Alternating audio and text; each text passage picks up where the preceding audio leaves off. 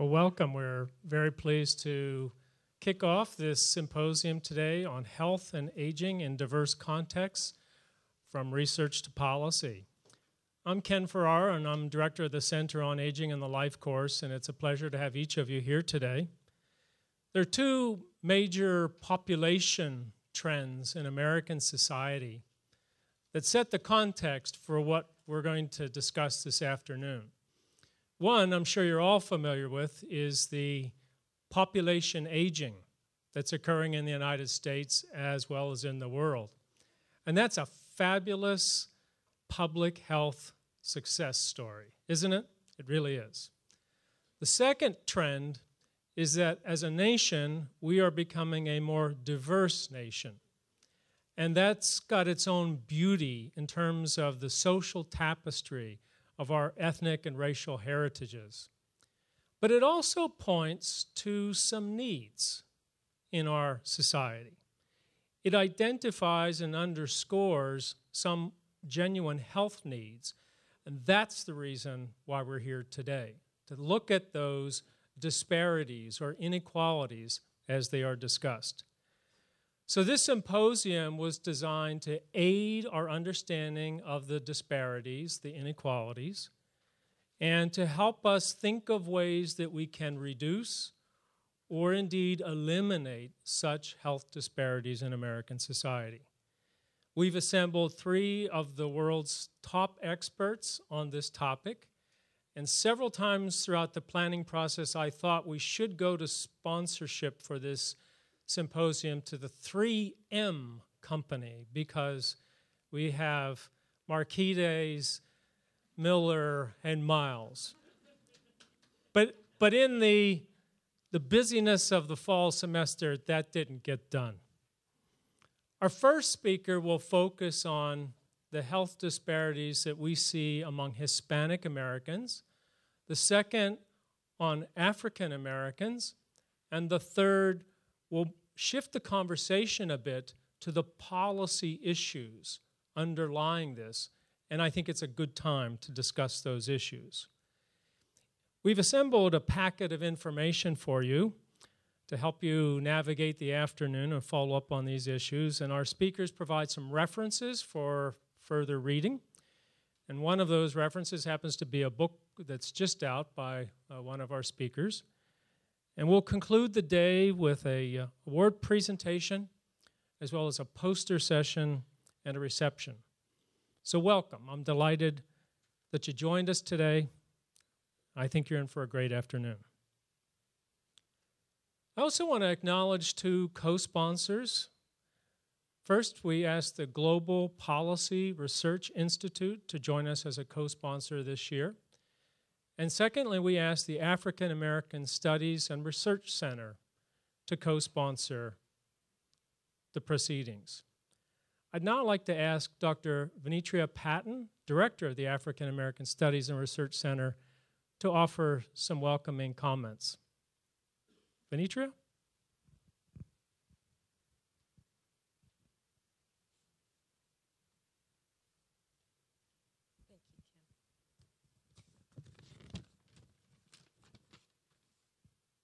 I promise to be brief so we can get to our exciting afternoon. As Director of African American Studies and Research Center, I am particularly pleased to support the Center on Aging and the Life Courses Symposium on Health, Aging in Diverse Contexts, from Research to Policy. Part of African American Studies and Research Center's mission is to engage complex social problems, and minority health disparities is one such problem. For example, the health disparities between African Americans and other racial groups are apparent in life expectancy, death rates, infant mortality, and other health measures. Every year, heart disease takes the lives of over 500,000 Americans, and African Americans have the largest age-adjusted death rates due to heart disease and stroke. A recent community health needs assessment conducted by the Tippecanoe County Health Department found that although obesity was a common concern across racial and ethnic groups, health needs by race and ethnicity were very different in our county. Thus, high cholesterol was the most prevalent concern for whites and Latinos, while hypertension was a much greater concern for African Americans. The significance of these chronic health conditions is exacerbated by the disparity of access to a family physician. Within our county, 85% of whites have a family physician, compared to 64% of African Americans and 54% of Latinos. We also see racial and ethnic differences with regard to how news is gathered, which has implications for the dissemination of healthcare information. Television is the most utilized information vehicle across racial groups, but the reliance on newspapers, the internet, radio, and the workplace is greatly reduced for minorities. Understanding how people receive news is vital in ensuring that communication flows freely and information reaches its intended audience. Hence, African American Studies and Research Center is pleased to be part of this very important discussion of health disparities, particularly in light of our national conversation regarding healthcare reform. As we embark on a very engaging discussion of aging, disability disparities, and healthcare quality, we aim to explore policy implications informed by our research. So, without further ado, I will turn over the microphone to Lindsay Wilkinson to introduce our first speaker. Thank you.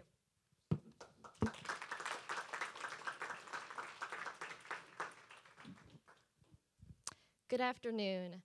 Today I have the pleasure of introducing Dr. Kyriakos Markides, who is also known to us as Kokos. Dr. Markides is the Annie and John Gnitzinger Distinguished Professor of Aging and Director of the Division of Socio-Medical Sciences in the Department of Preventative Medicine and Community Health, all at the University of Texas Medical Branch. Dr. Markides is one of the most prominent scholars in the study of aging and health. His research has been funded continuously for more than 3 decades by the National Institutes of Health, and he is a principal investigator of the Hispanic established population for the epidemiological study of the elderly, a longitudinal study focused on the health of more than 3,000 older Mexican Americans, and one that has generated more than 200 articles to date. Dr. Markides himself has also authored or co-authored more than 300 publications, and through his influential research on minority aging, he coined the term Hispanic epidemiological paradox. In addition to being editor of the Encyclopedia of Health and Aging, Dr. Markides is also editor of the Journal of Aging and Health, which he founded in 1989. Dr. Markides has been honored by many for his outstanding contribution to gerontology. In addition to his own scholarship, he also takes great care in mentoring students. In 2009, he was the recipient of the Gerontological Society of America's Distinguished Mentorship Award. We are extremely honored to have him here with us today. Please join me in welcoming Dr. Markides.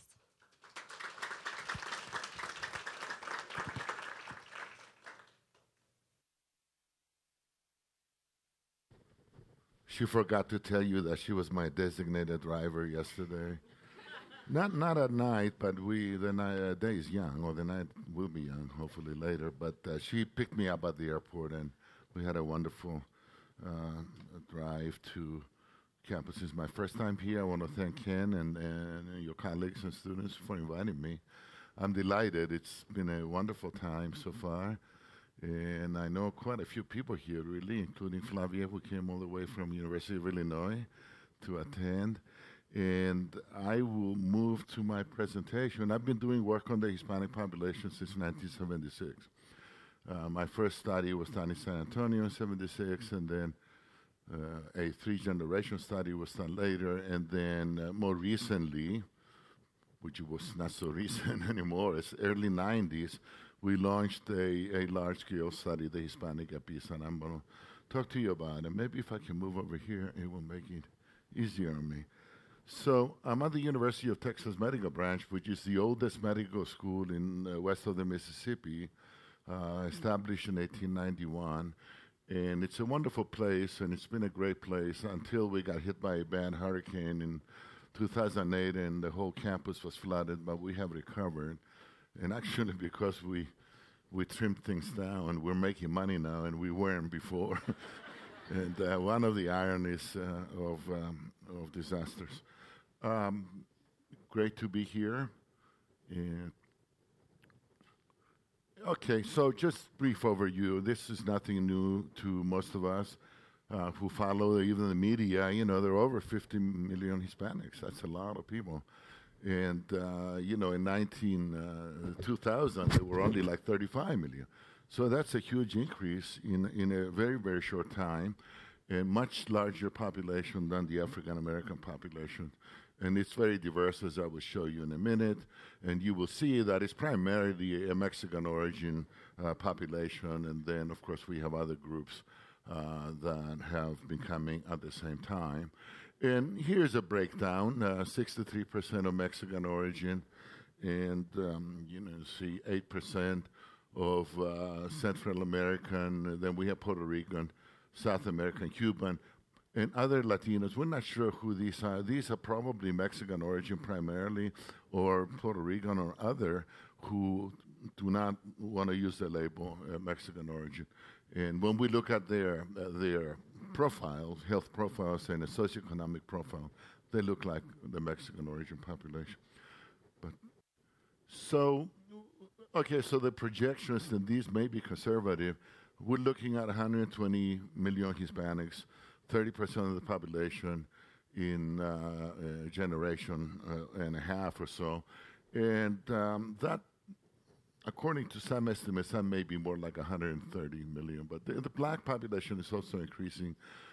The Asian origin population is increasing as rapidly, and they will be a major, major component of the United States population. Now, Lindsay mentioned the epidemiologic paradox. Back in the 80s, when we actually looked at the literature and looked at the data, something kind of stood out, which was relatively good health for the southwestern Mexican origin primarily population in the United States, especially mortality, while at the same time they were disadvantaged on average next to the non-Hispanic white population. So around 1980, the mortality estimates suggested that their mortality rates were similar to the non-Hispanic whites and better than the African Americans.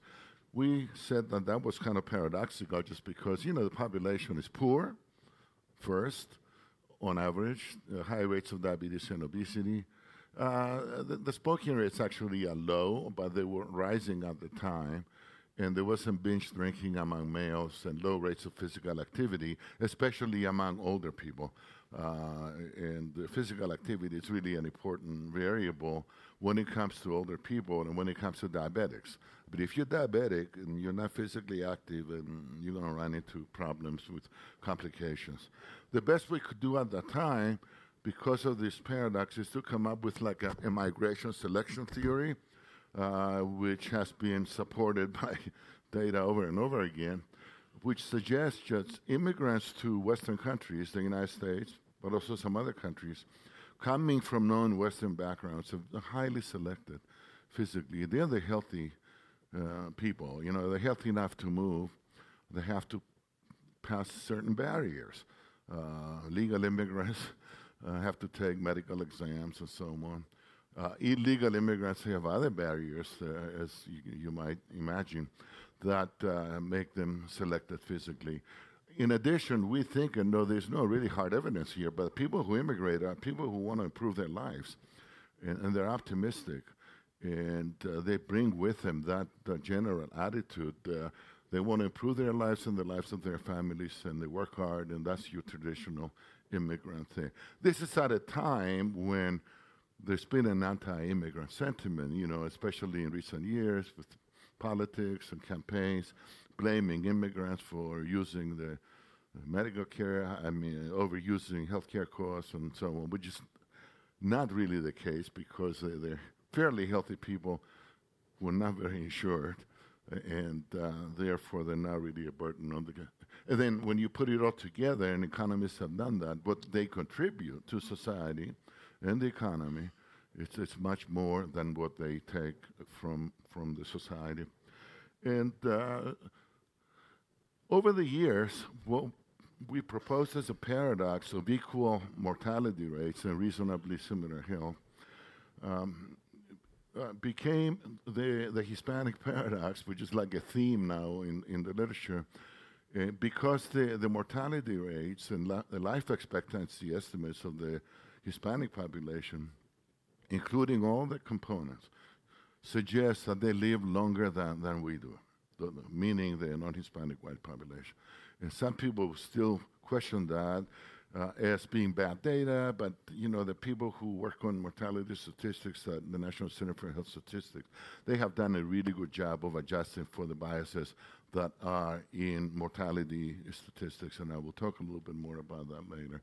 So there is this advantage. There is a mortality advantage. When we first look at the vital statistics, which is really the number of deaths divided by population, right? We see a great advantage. And now there are some problems with these vital statistics, which is misclassification of ethnicity on death certificates. Just because when people die, a next of kin or a funeral director will just write down what your ethnicity is. And if you look white and you're Hispanic, you're going to be called white, and therefore that's going to lower the mortality rate of the Hispanics. Now, this is a huge problem with American Indians, who many of them are misclassified on death certificates, and therefore their vital statistics, mortality estimates, they make them look just like everybody else. But when you look at other sources of data, which I will talk about, they actually do not look as good as you might guess, right? So to get around that misclassification of ethnicity problem, we can follow national community surveys with large U.S. surveys done by the National Center for Health Statistics or the Census Bureau, and then where we establish people's ethnicity at baseline at the interview. So it's not a funeral director saying you're black or white or Hispanic. It's you, and therefore we don't have that problem. And then we're following them through the National Death Index, which is a government system of recording, following people up and finding out if indeed they are deceased or not.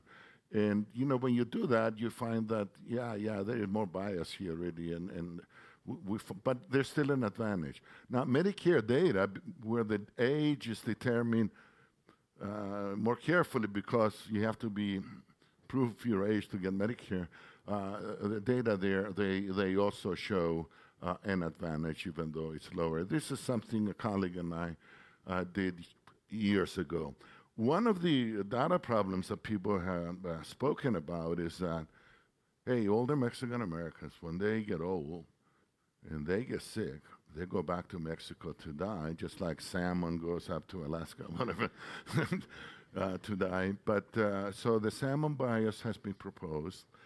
And I always argued against this because I've been studying this population since '76, as I said earlier. And the reason I think older people of Mexican origin do not go back to Mexico is because their children live in the United States, right? And then this paper, it's very influential, I think. Dr. Tura and Nilo, they use the Medicare data, which are very, very good. I mean, they may exclude some people that don't get Medicare, but by and large, they supported, there is a salmon bias, foreign-born Social Security beneficiaries living in Mexico or in Central America, they left the United States, they are less healthy, but the number of them is so tiny that it really is not going to influence the advantage in mortality of the Hispanic population. On the other hand, or at the same time, you got people of evidence of a reverse salmon bias. This is people, Hispanics, who went to Mexico and other Latin American countries. When they get sick, they come back to the United States. And just like New Yorkers who retire in Florida, when they get sick, they go back to New York because that's where their families are. So you got this, which kind of moderates. No, so the point here is that there is no evidence that salmon bias explains the mortality advantage. So we're concluding at this point that, yeah, this population lives longer. It's still kind of hard to explain it. It's become like a theory or like a theme in the literature, trying to figure out why. And a lot of people are working in this area. Some colleagues of mine from the University of Texas studied salmon bias in infants or infant mortality, which is not got nothing to do with aging, but they also show the data show an advantage there by immigrant mothers and who have healthier babies, heavier babies. And the theory there years ago is that Mexican mothers cross the border to have babies to entitle their children of citizenship. And then if they go back and the babies die in Mexico, infant mortality for Mexican-American children is artificially low. Well, what these guys did with millions of data, they found that even in the first hour or first few days, there is a mortality advantage of the immigrant-born Mexican origin babies and women who have them at a time when they are unlikely to pick up the babies and move to Mexico where the babies die. So another evidence that indeed this is a relatively healthy population. And again, our theory here is primarily that immigrants are selected and therefore they're healthier. And then after so many years in this country or in the next generation, some of that advantage disappears, and we will talk a little more about that a little later. So another way of looking at this is to look at data from Mexico. There is a Mexican health and aging study that was conducted in the early 2000s. My colleague Rebecca Wong is actually going back this fall and early next year to follow up this very large sample of people from Mexico, 50 and over, which had really extensive migration histories of people living in Mexico who had lived in the United States. And many of them went back. There is very little evidence from that data set that they went back in their old age. They went back earlier in life. They went back at age 20, 30, 40, 50 maybe. And yeah, there is return migration. It's actually quite a bit of return migration, but it's not among older people. It's by younger people who failed to make it in American society, or who were successful and made some money and went back to their village and opened a business, or possibly who got sick. So again, evidence from Mexico supporting the same idea that very few people in old age move back there and therefore bias the mortality statistics of this population in the United States. So the conclusion again, we got reasonably good health, at least as measured by mortality in this population, which continues to be underprivileged by and large. So it is paradoxical. Okay, so for the first time 2 years ago, the National Center for Health Statistics, Elizabeth Arias is a chief computes life tables. She's been doing this for a long time, but for the first time, she computed life tables for the Hispanic population. This is lumping all of the groups together, but basically what you're seeing, because 2/3 of the population are Mexican origin, they are driving the numbers. And if you can see there is that the estimates, which are adjusted for the misclassification of race and ethnicity in death certificates that I mentioned earlier, they have done a lot of studies, and they really know it's about 6%, okay, 5-6%, and then they adjust for that. And they also make some other adjustments for the very old people where the data are really questionable. And then based on all of these adjustments that are reasonable, and all her consultants and others agree, Hispanics live 2.5 years longer than non-Hispanic whites, and it's the same with men and women, and much, much longer than African Americans, okay? So the data are official, and they're believable, and some people may still question them. And actually, Elizabeth was at a conference that I helped organize at the University of Southern California last week, presenting preliminary data that go beyond all Hispanics, which separate Cuban, Puerto Rican, and Mexican, and they show that the Cubans live the longest, and then the Mexican number 2, and the Puerto Rican have number 3. But they're still all living longer than the rest of us. Now, what we have been saying for years before these official life tables is that what's really driving this advantage is migration, right? I said earlier, immigrants who move, they're healthier people, and so the Hispanic paradox or advantage is driven by immigrants. So, but what she presented last week was preliminary data by immigrant status, people born in Mexico or in the United States, and indeed, the advantage is higher among immigrants, again, with fairly decent data that we have now, something we didn't have before, and therefore but even the native-born have a slight advantage. But in the literature, what we have said so far is that immigrants come in, they're relatively healthy. By the time they reach old age, they live longer, and they live a long life. By the time they reach old age, they have more problems and more disabilities, and I will speak about that later. Let me tell you also that I have done a lot of reading and writing about Australia and Canada, which are the other two traditional immigrant destinations for immigrants from non-Western countries. And the same story you will find there. They're not getting Mexican immigrants there, they're getting more Asian immigrants and Caribbean for Canada. And they have the same story. People who move to Canada and Australia from non-Western backgrounds are healthier. And after 20, 30 years, or the next generation, they lose the advantage. And you can blame that on bad health behaviors we have, or changes in lifestyle, and so on. We'll come back to that a little later. But this is very believable, and preliminary data show that indeed it is immigrants driving this advantage.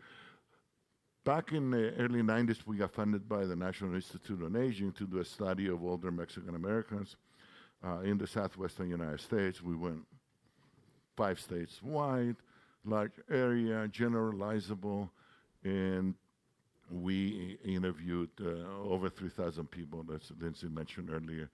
Now, these are my colleagues in Galveston at the medical center, and people come and go, so we have had changes. And I want to, of course, acknowledge our consultants. This is the latest group of people who have been helping us. We have a team in San Antonio, directed by David Espino, who is a geriatrician, Ray Palmer, statistician, Don Royal, a psychiatrist. My colleague, Tony Mas, who's going to speak to you later, was a co-investigator back when we first got started. And then 2 sociologists at the University of Texas are also colleagues in this study. We began with an area probability sample. When you got like a huge area, southwestern United States, right? So we systematically listed all the counties and selected within them census tracts and households to be representative of the Mexican-American population, 65 and over. We knocked on a lot of doors. It was a very expensive proposition. But anyway, we were able to get a sample of 3,050 folks. Now, we've been lucky over the years to get refunded every 5 years or so to continue this study and to follow up these people. And of course, as you follow up people in old age, they die. Many of them die. So you study that. That's kind of an important outcome that we study. You know, they get more disabled. Sometimes they get less disabled. They get more demented. All of these things are the big issues in aging that we're all interested in. And we're very interested in this study, and the field is also in general. I just want to point out that we began with 3,050, and you can see that we're dropping in the numbers interviewed. And we dropped to 1167. There were 75 or so and over by then. But we added a new sample from the same area, generalizable probability sample of 902, same age. So we had a combined, like a new cohort of very old people whom we followed in 2007 and again in 2010-11. Here is where we added an informant to these very old people, 80 plus, and this number may be slightly off. I think it's 925. And we wanted to talk to a close relative. And typically, and we asked them, who is the closest person to you, who knows more about you, who helped you the most? 2/3 of the people who told us they gave us children. And it makes sense. In any population, it's likely to be a child, right? Sometimes if there isn't a child, or children move away, there is a niece or a sibling, but we use them primarily as informants, these 900 plus people, and we wanted to ask them about their parents. We wanted to get information about their health status from their perspective, their healthcare needs, their financial situation, and also their family situation. We also got them to assess the health of their parents, including their mental health, using like a caregiver kind of instrument that you ask a caregiver, does your mother or father exhibit signs of paranoia or has memory problems, those kinds of things. So, and those are very useful information that we're using now. At the same time, these are people who are primarily children. Their average age of about 56. We do have like a next generation also. We got some information on them, on their obesity, their prevalence of medical conditions and disabilities. And so we can actually compare parents and children in about 650 diets. So that's kind of exciting.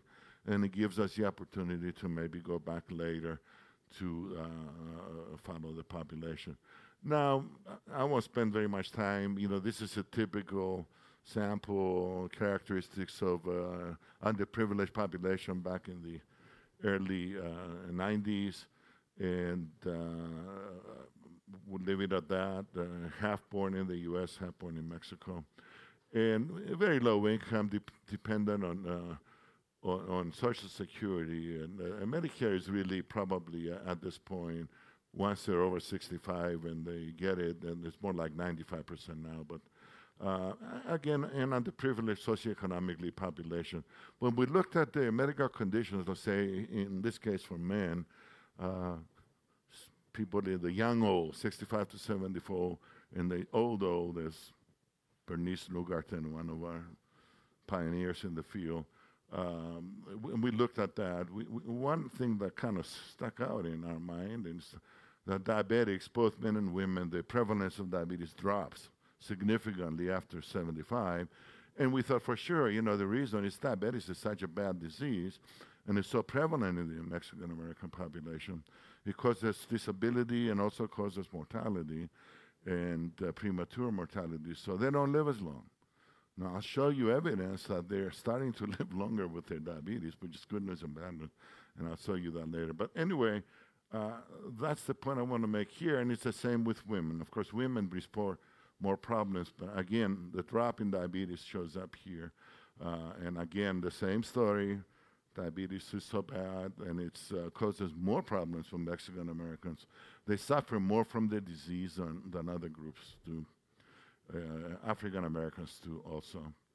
Now, when we looked at disability rates, and regardless of how these are activities of daily living, which we use so often, and we compared them with various data sets, our population typically is more disabled than the non-Hispanic white population, and about the same as the African American population, maybe slightly better, but nevertheless, we have a long living population with more disability in old age, and I'll come back to that in a little bit.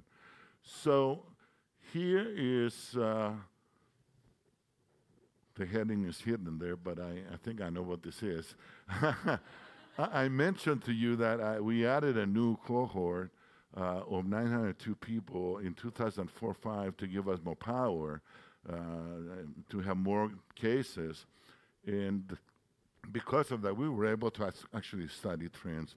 with certain adjustments we made to weights to the data. And we found that disability, this is men and women, it went up significantly. Okay, so diabetes, I'm sorry?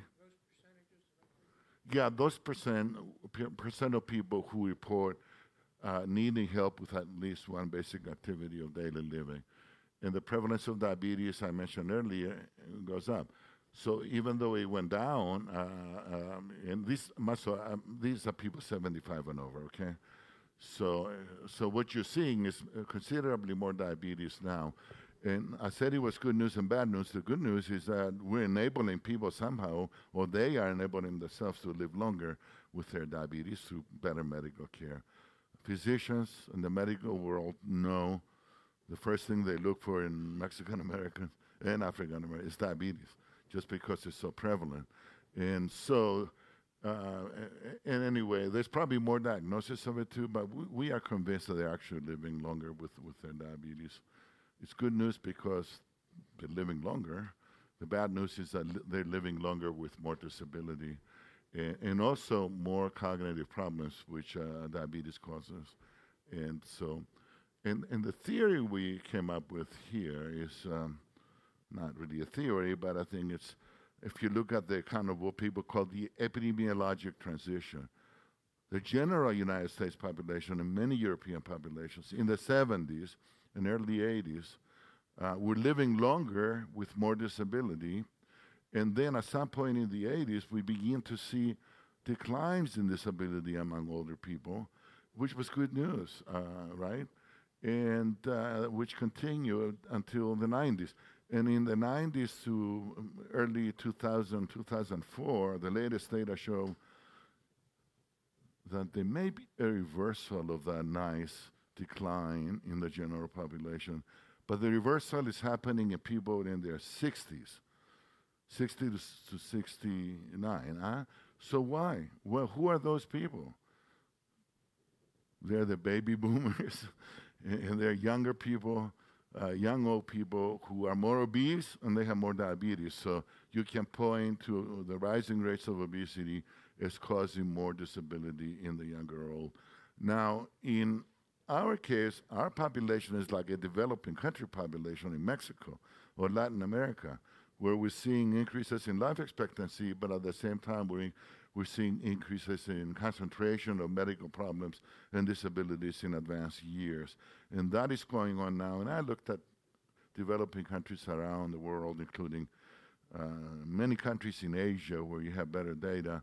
And the trend is indeed that rising life expectancy in many developing countries is accompanied at this point with increasing disabilities. And in Latin America, even though the data are not very reliable,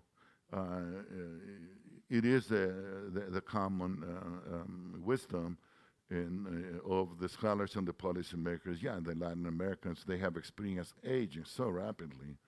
And therefore, what comes with aging, the diseases and the disabilities, and the ability of Latin American countries to actually deal with this rapid aging, which took like a century in the Western country, is taking them a generation and therefore getting ready to deal with issues like healthcare and retirement. And Flavia, who is from Brazil, can tell you. But anyway, we believe in this, and our data here for people 75 and over, we would love to go back and look at people who are in their 60s, and we can do that by adding a new cohort to our study. So this is the trends, increases over time. These are 75 and over. A little bit increase in hypertension, definitely diabetes and activities of daily living and disability. And all of these are the problems of very old people, and they seem to be getting worse. Again, in a long-living population, which, okay, so why are they getting worse? First, why do people who come in as healthy become less healthy with time? Well, they come in as healthy and then they work at physical jobs who take their tolls, primarily the men.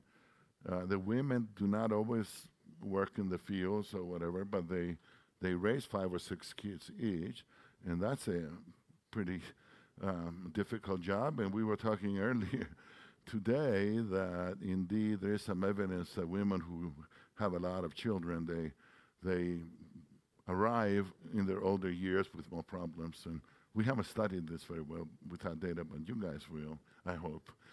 So now the other thing that we have been looking at is, and the field in general has been looking at, including Ken and colleagues here, going beyond the characteristics of people and looking at the characteristics of their environments, okay? And the simpler way of doing that is to look at census data for census tracts, which is like 10,000 people, neighborhoods, and they got their issues. But nevertheless, with our data, with older people, we found repeatedly that living in heavily Mexican origin Hispanic neighborhoods in the southwestern United States is beneficial and correlates with less mortality, less depression, and possibly less disability.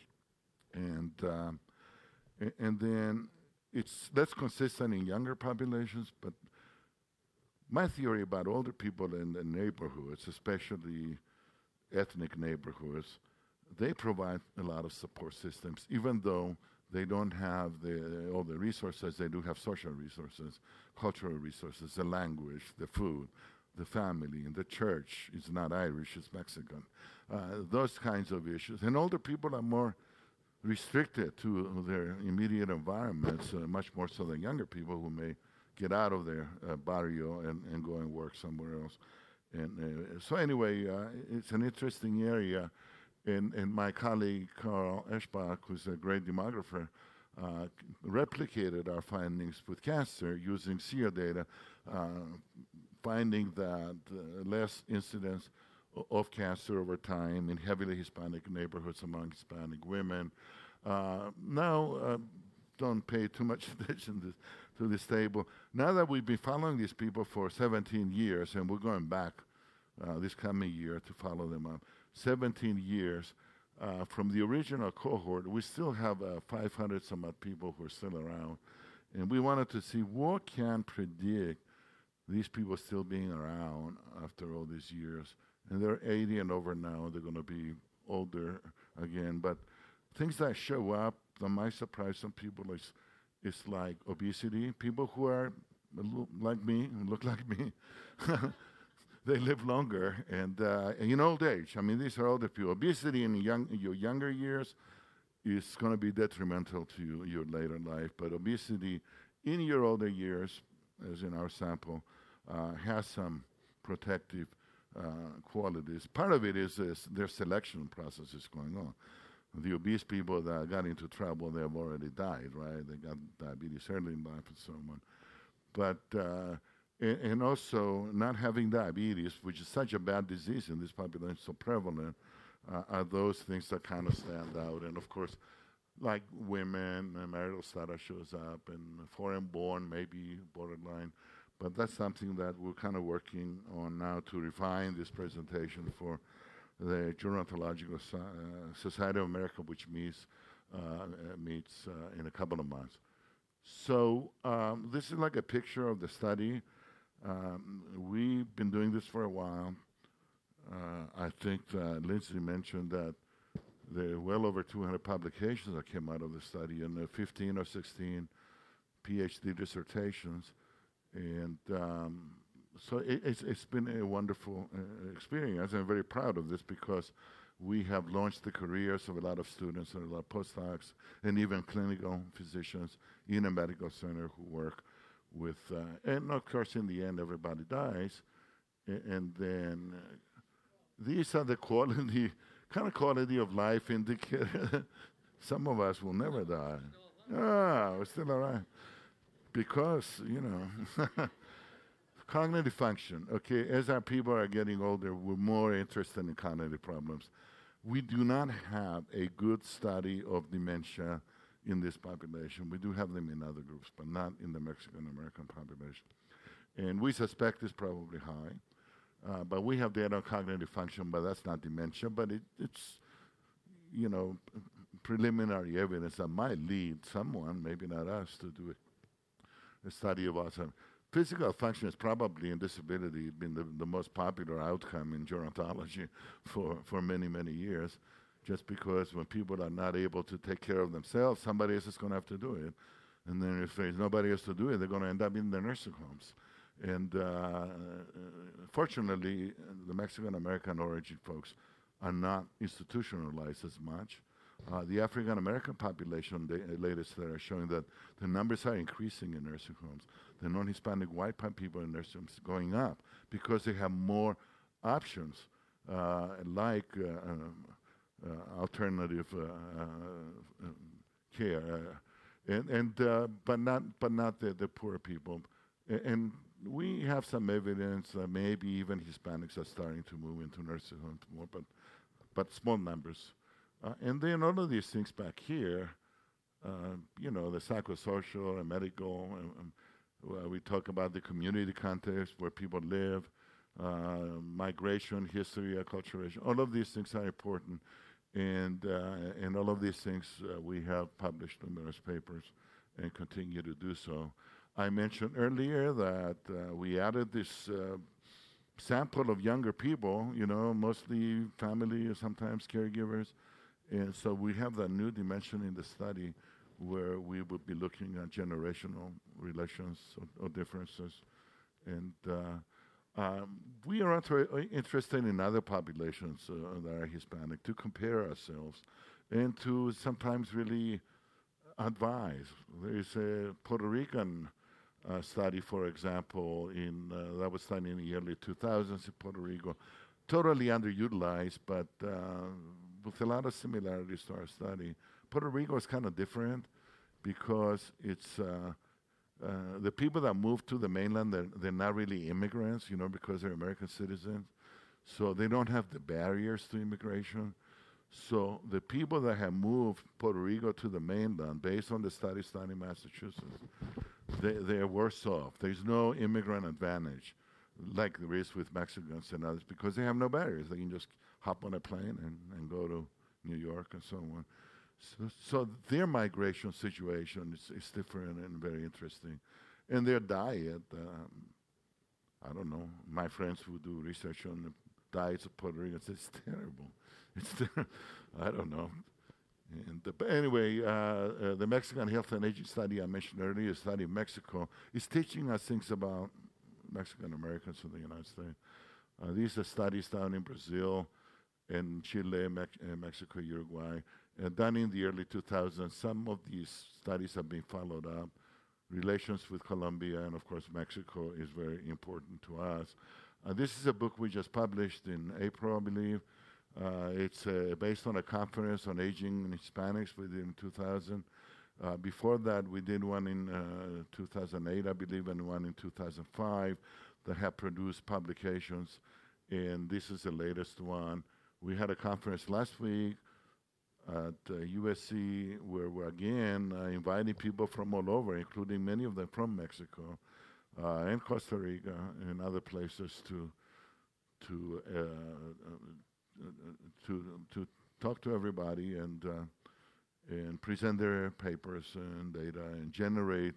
And again, some of these conferences are intended to mentor the next generation of people in the field. And it's not just public health, it's sociology, it's medicine, and it's other fields. I'm really impressed to see the varieties of people that are affiliated with the center, including kinesiology, pharmacy, and other folks here. So the other thing, here I am. I won't start over again. I will spare you of that. I thought the publications list was attached, but I want to leave it with one of the things I try to do is to recruit students and fellows and colleagues who want to collaborate. That's really important to us, to make the data available. The government likes that, the funding agency, the National Institute on Aging. We archive the data at Michigan, the NACDA, an archive place. And we want people to use the data for dissertations, and then for grants. R03s, I call them. These are the $50,000 grants to analyze existing data funded by NIA. So you can compare our data to the Mexican Health and Aging Study or to Puerto Rican or whatever, or not compare them at all, depending on the issues. But I'd like to just say and invite anybody who's interested in using the data to work with us and to, yep. Well, thank you very much for being so patient.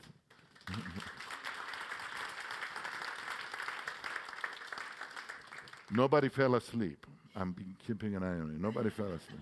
That's a good sign. And Kokos is going to take some questions. So if you have a question, we'll try to get the mic out so everybody can hear your question. Mine really has to do with, you're dealing with a moving target. And as you were talking, I'm thinking of several children I know who are black, white, Mexican, Japanese, Chinese, Indian, East Indian. They're all yeah, of that? I'm talking about little kids. I know of a church here in town that has a Hispanic congregation that meets in the same building. And their young people are joining and getting together. I'm sure some of them are going to end up getting married. So when we're talking about different racial or ethnic groups, we're really talking about a moving, changing target. And let me give you one other example. I know a girl, little girl, in grade school, whose father's mother was white, his father was black. He married a white woman, so she is 1/4 black and 3/4 white. She goes to grade school, and she says, I feel closer to the black children, the African-American children, than I do to the white children. They seem more like me. Is she black? Is she white? What is she? In other words, we have a moving target here. And so what is the effect of that? Well, I think I got it in mind. There is a moving target. The latest census, which allowed people to pick more than one ethnicity, shows that about 2.5% of people do that. So it's not a huge number of people who are picking black and white, and many of them are like American Indian and white. So I'm actually surprised that it's not larger than that, but you're right, because things are changing. There's more intermarriage in certain groups. That is something we're going to... So who is going to be a Hispanic 50 years from now? What is that going to mean? I'm not sure we know for sure yet. And so, yeah, but things are changing. The ethnic composition of the population is changing. Yes? I'm curious, I was intrigued when you were talking about return... Oh, okay. You're talking about return migration. I know, for example, there's a very, very large Hispanic population, for example, in Chicago. In Chicago, okay, thank you, Ken. There's a very large. There's a very. It's like 30% of the almost 30% of the population is Hispanic, and I was wondering, is the return migration differ by region of the country in which the immigrants settle? For example, is return migration greater in the Southwest than it is, for example, in northern cities, like, again, particularly Chicago, which has even a higher proportion than New York? I don't know for sure, but my guess it would be that there's probably more return migration out of Chicago. Really? Why? I'm curious. Just because a lot of the people living in Chicago, they're immigrants directly from Mexico. Mm-hmm. And in their younger years, if they've done well, they may move back. But I don't really have my finger on that data. We have done some work and published a paper looking at Midwestern Hispanics compared to Southwestern. And the Midwestern Hispanics tend to be a little healthier, the Mexican origin ones. And again, the theory there is as the farther you move, the more selected you are. Mm-hmm. But if you just cross the Rio Grande, you're not really selected, but if you move away, you're more likely to be selected. So they're healthier. Not a whole lot, but they are. And socioeconomically slightly better. Mm-hmm. Okay, thank you. Yeah.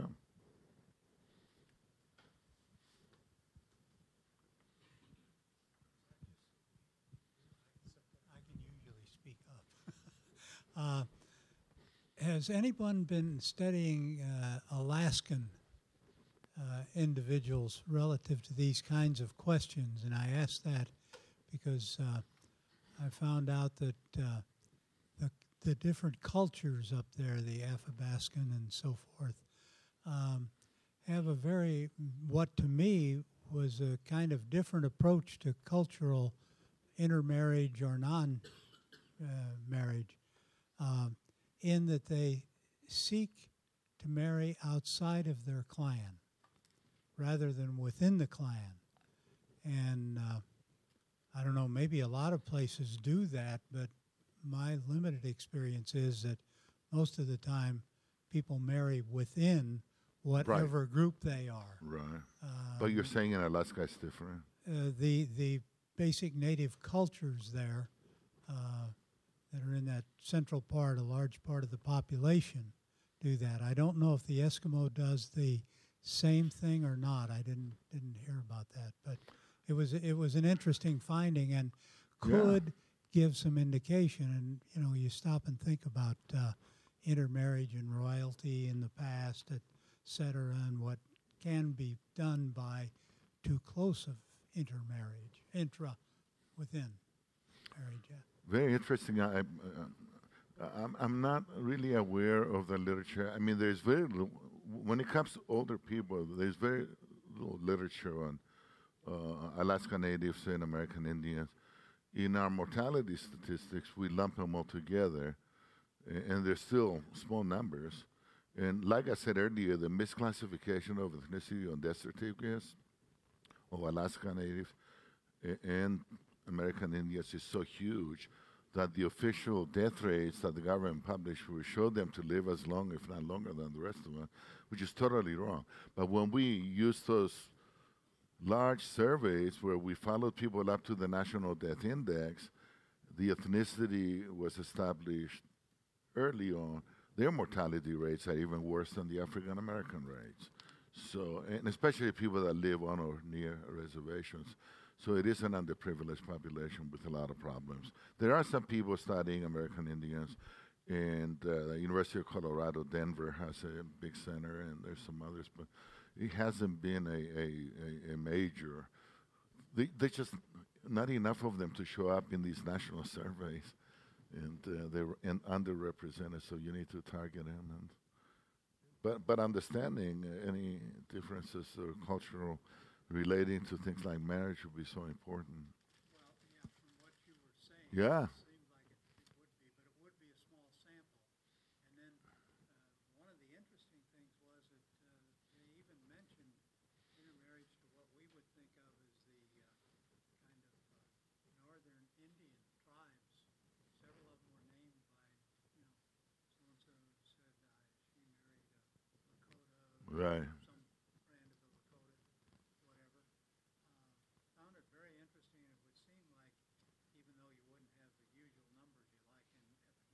Right. It's a very interesting population, but their health profile, it's actually maybe even slightly worse than the African American population if you study disability rather than mortality. And we have some data that point in that direction, that there is a lot of disadvantage. And that's what you would expect, that's a very plausible hypothesis that American Indians are people who are poor, disabled, they got a lot of problems, including alcohol abuse among males, not so much females, that cause problems in late life. Yeah, thank you.